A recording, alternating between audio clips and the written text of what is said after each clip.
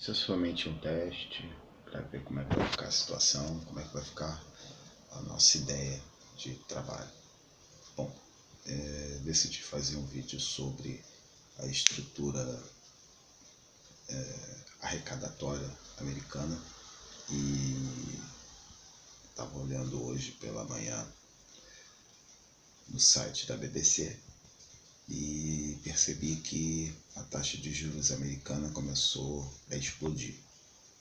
Bom, eu quero falar especificamente sobre um fator que ocorreu no século XIX e ele foi extremamente importante dentro da estrutura econômica que veio a se tornar o século XX. Bom, dentro dessa estrutura nós encontramos uma arrecadação conhecida como fator ouro. Todas as nações industrializadas no século XIX começaram a arrecadar cada vez mais commodities, ouro e outros produtos oriundos do continente africano. Se passaram mais de 100 anos e eles continuaram arrecadando. Os Estados Unidos teve essa explosão do ouro no século XIX e teve, obviamente, um grande acúmulo de metais. Isso daí formalizou o que a gente chama de câmbio oscilante de ouro, metais preciosos. E, na realidade, a gente conheceu isso como fator ouro. Durante todo o século XIX, isso funcionou extremamente bem. Mas, quando ocorreu a Primeira Guerra Mundial, entre 1914 a 1918, nós tivemos um problema enorme, como mover grandes massas de ouro de um canto para o outro. E segundo, como fazer a economia girar dentro de uma área que estava extremamente desaquecida por conta da grande maioria de uma guerra em si. Como é que a gente conseguiria fazer isso? Não saberíamos. Obviamente, a única situação que sobraria seria a utilização desse fator ouro. O fator ouro ele começou a ser deteriorado e no final da Primeira Guerra Mundial, obviamente, a economia da Europa estava em frangalhos. Os Estados Unidos, que entraram somente no final da guerra, conseguiram não ter nenhum tiro dentro da sua própria casa e, óbvio, eles estavam preparadíssimos para se tornar a grande nação econômica do mundo. A Europa toda fragilizada, a França cobrou valores exorbitantes à Alemanha, uma hiperinflação aconteceu naquele local, impossibilitando qualquer tentativa de reconstrução do conteúdo europeu. Logo, o mundo ficou nas mãos dos americanos. E aí o que os americanos fizeram? Tiveram a grande sacada do mundo. Eles começaram a vender papel. Sim, papel. Por que papel? Eles começaram a vender o ouro no futuro. Quanto eu vou arrecadar de ouro? Eu apostava em futuro. Essa arrecadação em futuro começou a trazer muita mobilização econômica para dentro dos Estados Unidos e muita especulação. Tudo era regido a partir do ouro, tudo era regido a partir dessa locomoção a partir do papel. Então a Bolsa de Valores americana, a Bolsa de Nova York, ela vendia tudo a futuro. Inclusive no Brasil, o café era vendido no futuro. Não se tinha uma programação exata de quanto ia se arrecadar de café no Brasil. Eles simplesmente chegavam e diziam: o valor do café futuro é X. E isso ocasionou uma corrida gigante da população em busca desses papéis para que eles pudessem ter esses papéis nas mãos. Tendo esses papéis, eles saberiam que em 2, 3 ou até 5 anos eles receberiam a quantia triplicada, 5 vezes maior ou até 10 vezes maior do que aquela que eles haviam investido. Esse projeto deu certo entre 1919 até 1925, quando ocorreu uma primeira crise econômica nos Estados Unidos, mas que conseguiram debelar. Em 1928, uma nova crise se apossou, mas ninguém percebeu, porque os papéis ainda eram válidos. Em 1929, na Quinta-feira Negra, ocorreu a quebradeira total. Por quê? Porque o papel já não valia nada. Os valores eram tão altos que o papel já não existia mais. Se você colocasse qualquer valor de papel ali, você não conseguiria arrecadar e pagar o que você devia. A economia mundial entrou numa crise tão grande, mas tão grande, que todos os países do mundo quebraram, com a exceção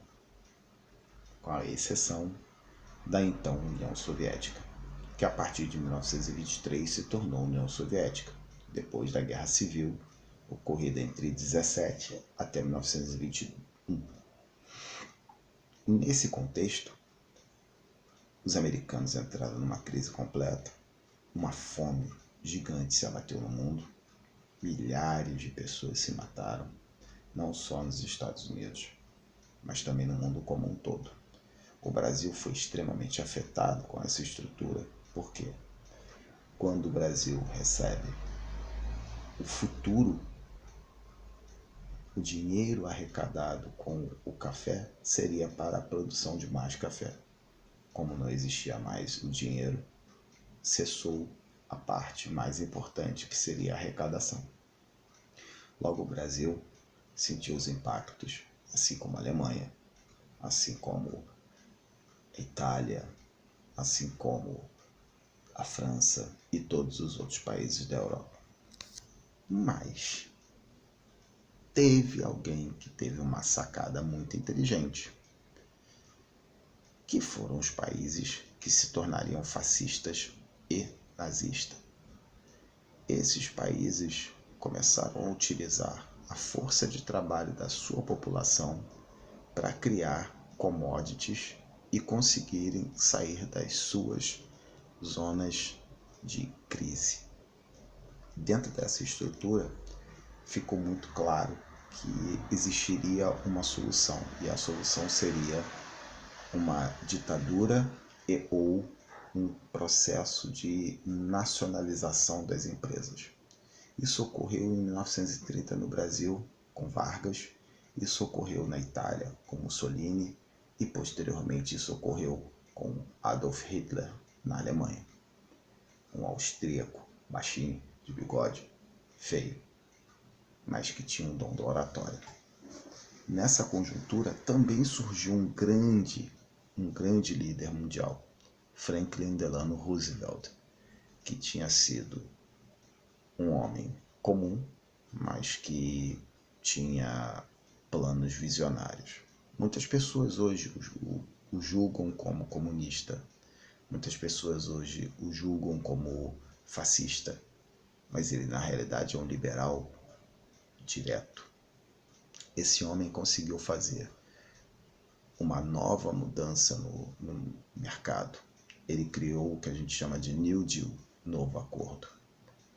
E ele foi ajudado por economistas do mundo inteiro e principalmente americanos. Entre eles, um economista chamado Bretton Woods. O que o Bretton Woods propôs de diferente no mundo? Ele chegou e afiançou ao mundo que eles tinham uma economia que poderia se reconstruir muito facilmente e que eles poderiam apoiar a mudança do fator dólar para o fator,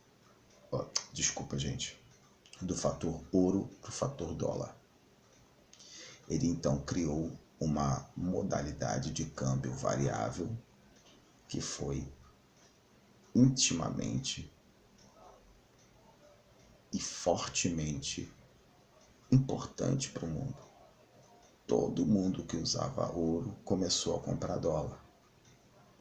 E isso começou a fazer uma variação do câmbio que começou a ser importante para um lado e importante para o outro. Até que, enfim, depois de passados mais ou menos 2, 3 anos, a economia americana voltou a aquecer. Com a volta da economia americana aquecida, ela conseguiu implantar essas mudanças. Só que, na realidade, já tinha se dado um start dentro da Europa com o fascismo italiano e o nazismo alemão. Faltava pouco tempo para a Segunda Guerra Mundial, não daria tempo de frear esses dois tipos de governo. E, infelizmente, o mundo entrou num novo cataclisma. Só que o importante da gente estar falando sobre isso hoje é, na realidade, a grande semelhança do mundo do século XX para hoje. Estava lendo hoje no jornal Valor Econômico e na BBC que os commodities e o câmbio flutuante do dólar começou a puxar a economia americana para baixo. Começou a trazer muitos problemas para que eles possam conseguir pagar todos os papéis que eles devem. Na realidade, o que está acontecendo hoje é: eu prometi pagar a dívida que eu contraí com você em 5 anos. Só que hoje eu já quero protelar esses 5 anos para 7 anos. Isso cria uma inflação, porque eu tenho que pagar juros, tenho que pagar, além de pagar juros, eu tenho que pagar todos os meus devidos, tudo que eu devo, mais os juros em cima. Está começando a ficar inviável. Aí alguém, um desses gênios da informática, decidiu criar uma coisa chamada Bitcoin. O Bitcoin nada mais é do que uma moeda virtual. Só que ela está fixada sobre a variação cambial. Como todo mundo sabe, se o dólar sobe, o petróleo sobe.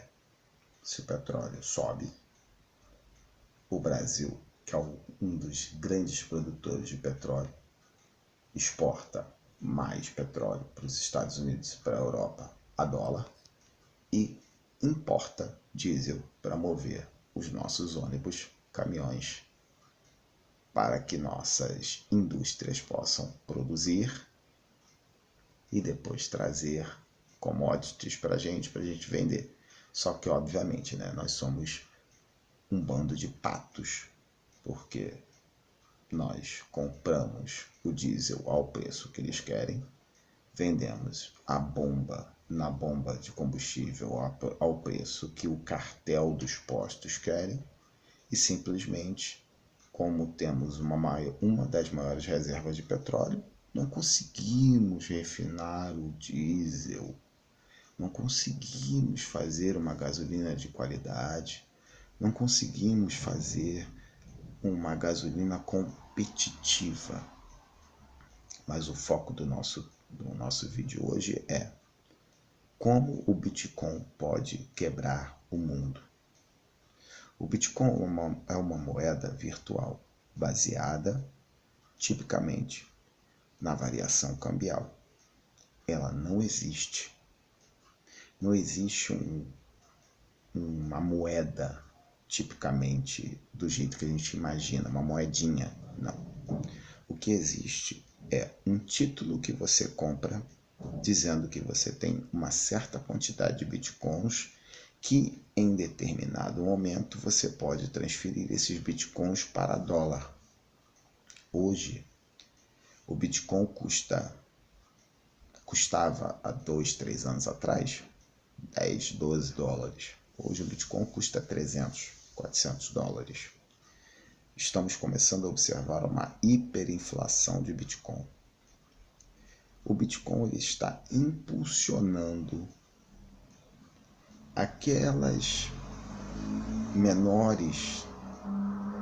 aqueles menores papéis para esticar a dívida. Mas vai chegar um determinado momento em que você não vai conseguir pagar aquela dívida, se torna impagável. O valor se torna impagável. Se o valor chegar a um determinado momento que se torna impagável, o que vamos viver? Uma nova crise, que é cíclica. E essa crise pode se transformar numa nova crise do fator ouro, na transferência do fator dólar. Algumas nações do mundo estão blindadas contra isso. A China, a Rússia. Algumas nações que ainda têm uma grande percepção em relação à não utilização do dólar como o seu fluxo cambial. Também a Grã-Bretanha. Mas especificamente, duas nações têm força o suficiente para sobreviver a uma grande crise no mundo: China e Rússia. Engraçado, né? Quem é a segunda maior economia do mundo? A China. Qual é a nação que mais exporta no mundo? A China. Qual é a nação que mais produz aço no mundo? A China. Qual é a maior nação que produz armamento e vende para o mundo inteiro? A Rússia.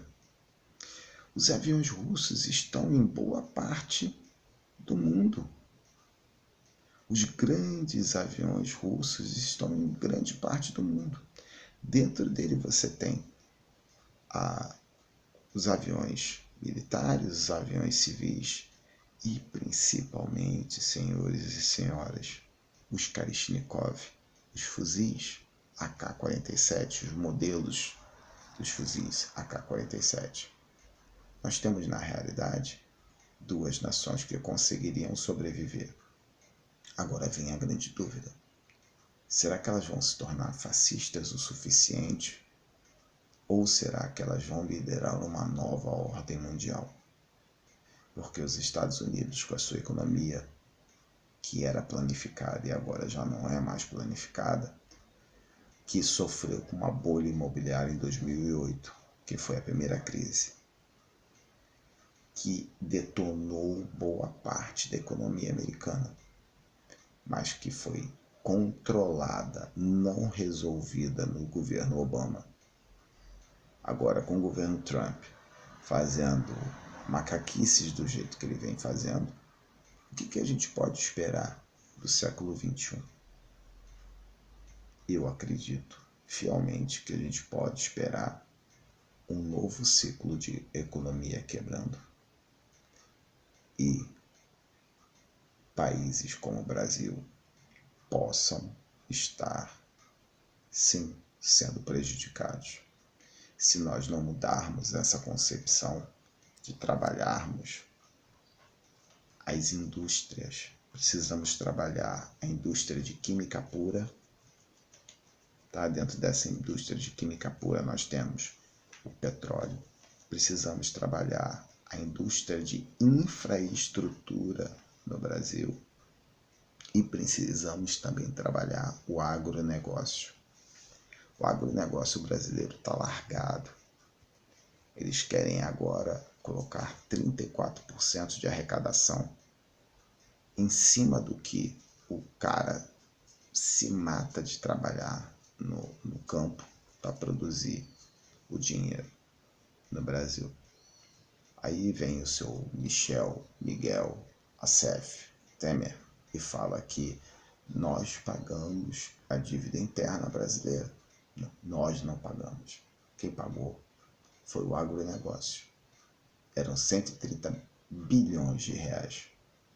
Só 100 bilhões de reais saíram do agronegócio. Agora vocês imaginem se o Brasil tem uma infraestrutura de indústria de química pura, de petróleo. 2. Se as indústrias de grande impacto no Brasil possam estar preparadas para trabalhar o aço, trabalhar os commodities nacionais. E terceiro, e mais importante, se o agronegócio for valorizado e estiver pronto para que todos possam tomar conta deste processo. o Brasil se torna um país do futuro. Qual é o discurso atual dos candidatos a presidente do Brasil? Privatizar, privatizar, privatizar. Estado mínimo, Estado mínimo, Estado mínimo. Durante uma crise, não se deve ter Estado mínimo. Deve-se ter Estado máximo. Por que Estado máximo? Porque o Estado máximo ele não permite que uma indústria estrangeira venha aqui e tire meu dinheiro e leve para o estrangeiro. Nós precisamos repensar e lembrar que em 1930, Vargas nacionalizou grande parte das empresas e ele conseguiu, num curto período de tempo, aumentar a arrecadação brasileira. Era fascista? Sim, era. Nós lutamos contra os nazistas? Sim. Fizemos besteira em ir lutar contra os fascistas e nazistas? Sim, porque atravessamos o Atlântico para lutar contra uma ditadura, tanto na Itália quanto na Alemanha, enquanto nós tínhamos uma ditadura aqui. Só que o brasileiro não está acostumado a ver uma ditadura. Hoje, infelizmente, tem gente olhando para o passado e pensando, nossa, como a ditadura militar foi boa. Durante a ditadura, nós não tivemos corrupção. Não. Vou citar 2 nomes. Delfim Neto e Paulo Maluf. Delfim Neto comeu o meu dinheiro. Eu tinha uma caderneta de poupança Delfim. Ele literalmente deu fim na minha caderneta de poupança. Avenida Nossa Senhora de Copacabana, ao lado da rua, ao lado da praça Zezé Rebelo Correia. Hoje existe um Pão de Açúcar na parte inferior. Ali existia não era a Caixa Econômica, né? E sim a caderneta de poupança Delfim. Eu adorava ir naquela loja, porque a gente jogava as moedas, ele tinha um contador de moeda, ela fazia... Tudo bem. Isso eu tinha 5, 6 anos. Hoje eu tenho 41. Ainda lembro. E o Delfim literalmente nas economias de boa parte das pessoas. Porque todo mundo acreditava no Delfim. O Delfim era ministro da Economia. E ainda tem brasileiro que diz que sente falta da ditadura. Ainda tem brasileiro que diz que não houve corrupção na ditadura. Tem brasileiro que acredita em Papai Noel, em Gnom, em Coelhinho da Páscoa. Tem brasileiro que olha e diz, nossa, que coisa maravilhosa. A ditadura não fez mal a ninguém. Vai lá ver quem sofreu dentro da ditadura militar, nos galpões e nos porões do DOPS. Pergunta para essas pessoas o que aconteceu. Vou citar alguns nomes de historiadores. Daniel Arão Reis, que foi expulso do país, foi morar no Chile. Uma pessoa muito influente na educação do mundo inteiro, mas no Brasil só veio a ter valor depois da ditadura militar. Paulo Freire, que foi expulso do Brasil, foi mandado para o Chile. Engraçado. Qual é o país da América do Sul que tem a melhor educação?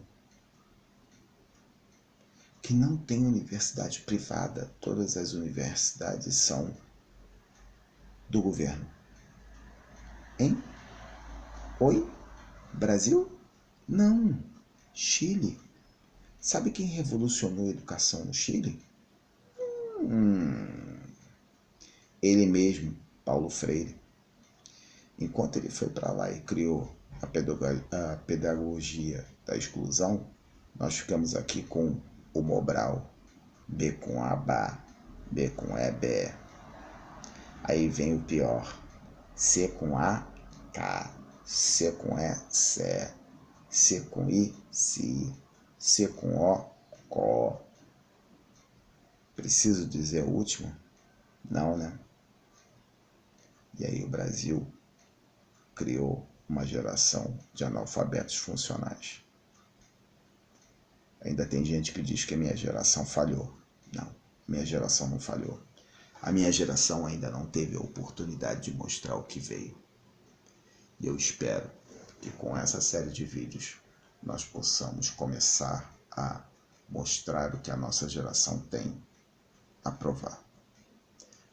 Esse somente foi um teste. Eu agradeço e espero o retorno de vocês. Bom dia, boa sorte e vida longa e próspera.